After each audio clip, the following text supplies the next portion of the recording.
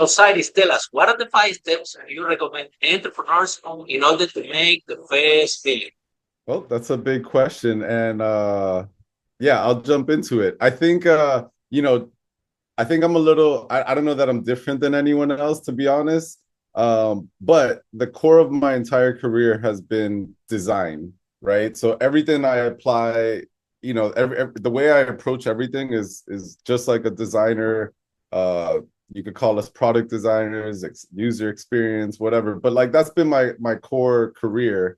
And because of design, I've been able to just jump into a lot of different contexts and companies and have my own business. So I typically follow our basic process, which most designers follow, which is like you have a planning and a design phase, which this is where I like to think you get to know all the details of what that business is about. Like, what do you need to do? What is the problem that you're solving? Understand your customer, right? So it's like that planning and knowledge gaining phase, right?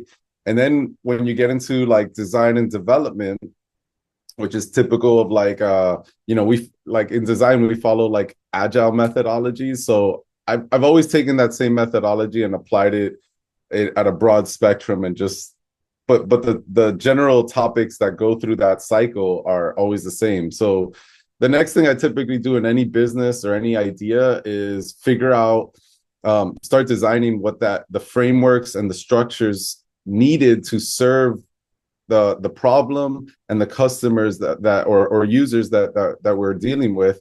Like, what are the frameworks and structures? I think a lot of people jump straight into like, let's build the thing. I like to figure out before you build the thing, what is the frameworks and structure? Because once you have that, then it's an easy path. You're not guessing so much in between because it's like you build the infrastructure of anything, right? In